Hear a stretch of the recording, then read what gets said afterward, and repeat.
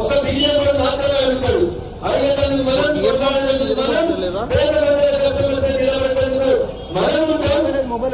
Congress BRS చీకటి దోషణ చేస్తుంది.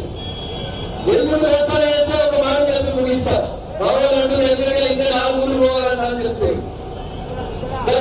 దానం నాగేంద్ర ఉండే 40 పోయి మంచిగా 10 వస్తే 100 కిలోమీటర్లు అన్న మనమంతా జై తెలంగాణ అన్నప్పుడు అదే కాంగ్రెస్ పార్టీ ఎవరో జై తెలంగాణ అన్నాడు.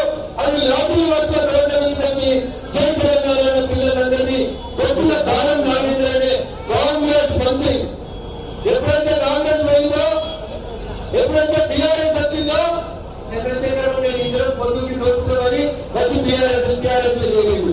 చేయండి లేదా? 10 ఏళ్ళు టీఆర్ఎస్ ఎమ్మెల్యే ఉన్నారా లేదా? మళ్ళీ టీఆర్ఎస్ పక్కన వెళ్ళింది. ఇక పచ్చని ఉన్న రోజులు తెలిసినా వెచ్చని ఉన్న రోజులు అందరూ ఎప్పుడైతే టీఆర్ఎస్ ఓడిపోయిందో మళ్ళీ ధర్మరాజు అయిపోయిందా? ఏడు ఒకవేళ ఎవరైనా ఎమ్మెల్యే పార్టీ మారితే ఏం చేయమన్నారు రేవంత్ రెడ్డి? ఏం చేయమన్నాడే? ఉద్యోగాలకు ఇంత మెత్తగా ఉన్నారు కాబట్టి కేసీఆర్ గట్ల నోట్లు వేసుకపోతుండు. ఏం చెప్పిండు రేవంత్ రెడ్డి? ఎవరన్నా ఎమ్మెల్యే పార్టీ మారితే రాళ్లతో కొట్టి చంపమన్నాడు అన్ని. ఏం చేయమన్నాడు? మరి ఈయననే కండువా కప్పిండు కదనే దానం నాగేందర్కి. ఈయననే తీసుకుపోయి సికింద్రాబాద్ ఎంపీ సీట్ ఇచ్చిండు కదనే.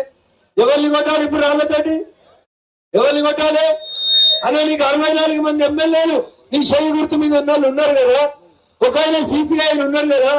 65 మంది ఉన్నారు కదా. ఎందుకు భయపడుతున్నావు రేవంత్ అన్న?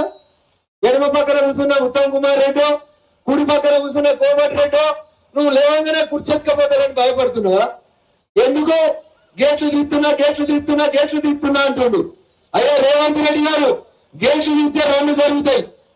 గేట్లు తీస్తే అడిగికెళ్ళి ఇటెందరూ వస్తారో తెలియదు కానీ ఇటుకెళ్ళి కూడా కుర్చెత్తుకున్నట్టు పోయేటోళ్ళు కొంతమంది ఉన్నారా? కాంగ్రెస్ ఉంటారా? అసెంబ్లీలో ఉండరా? కాంగ్రెస్ కు సహజం అది. గాంధీ భవన్ లో రేవంత్ రెడ్డి గారు ఒకటి మాట్లాడతారు, బయటకు వచ్చి కోమటి రెడ్డి గారు ఒకటి మాట్లాడతారు. ఒకటే మాట. మొన్న రేవంత్ రెడ్డి గారు కేరళకు పోయిండ్రు. పోయి కమ్యూనిస్టులని నోటికొచ్చిన మాటలు తిట్టిండు. పినరసి విజయన్ అనే కేరళ ముఖ్యమంత్రి దొంగ అని మాట్లాడిండు. కేరళ ప్రభుత్వం దోసుకుంటుంది గరీబోలేనని చెప్పిండు. అన్న మీరు టీవీ ఎంతకు 2 రోజుల కింద చూడు. సేమ్ టైంలో రేవంత్ రెడ్డి గారు సిపిఎం వల్ల నెడుతున్నప్పుడు ఇక్కడ భట్టి విక్రమార్క అనేటువంటి ఉప ముఖ్యమంత్రి గారు సిపిఎం పార్టీ ఆఫీస్ పోయి కమ్యూనిస్టులే ఈ దేశానికి దేశభక్తులు అని చెప్పిండు. ఏం చెప్పిండే? పురుష ఏం చెప్తుందో ఎర్రశేఖర్ తెలుస్తలేదు. ముఖ్యమంత్రి ఏం చెప్తుండో ఉప ముఖ్యమంత్రికి తెలుస్తలేదు. ఇగో ఇది కాంగ్రెస్ పార్టీ విధానం. అందుకని రేవంత్ రెడ్డి గారు భయపడుతున్నారు. ఎందుకంటే ఎన్టీ రామారావు ముఖ్యమంత్రి అయితే ఆగస్టులో ఆపరేషన్ చేయించుకుంటాను అమెరికా పోతే వెనకలో కానీ కుర్చెత్తుకపోయిండు. అట్లే రేవంత్ రెడ్డి గారు కూడా భయం అవుతున్నట్టుంది పాపం. ఏమని? ఆ ఆగస్టులో ఏమైందో ఇప్పుడు ఆగస్టు దాకా ఒకవేళ నేను ఉంటే అప్పుడు 15 ఆగస్టుకి ఇస్తా అని చెప్తున్నాడు రేవంత్ అన్న. అందుకని దయచేసి ఒకసారి ఆలోచించుర్రి. చంద్రశేఖర్ రావు బదనాం కావడానికి 10 ఏళ్లు పడితే రేవంత్ రెడ్డి గారు బదనాం కావడానికి 5 నెలలు కూడా పట్టలేదు. మంచిగా ఉన్నారు. 65 మంది గెలిచిరు. నువ్వు చెప్పిన పనులన్నీ చేసి పేద ప్రజల దగ్గరికి పొమ్మంటే రఘునందన్ నువ్వేం చేసినావో చెప్పు, నేను బస్ వేసుకొని వస్తా అన్నాడు. కేసీఆర్ ఎట్లా మాట్లాడిండో, కేటీఆర్ ఎట్లా మాట్లాడిండో ఇలా రేవంత్ రెడ్డి గారు కూడా అట్లే మాట్లాడుతున్నారు. నాకు రావు ఆ మాటలు. నేను జబర్దస్త్ మాట్లాడతా.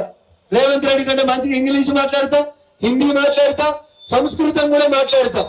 ఎందుకంటే కేటీఆర్ అంటే ఆయన ఇంగ్లీష్ మీడియంలో చదువుకొని వచ్చి మోడీలు, కేడీలు, ఈడీలు, బోడీలు ఎవరంతారో రాండి మేము దేనికి భయపడ్డాము అన్నాడు. ఏడుంది చెల్లె? ఏడుందే చెల్లె? ఏడుంది?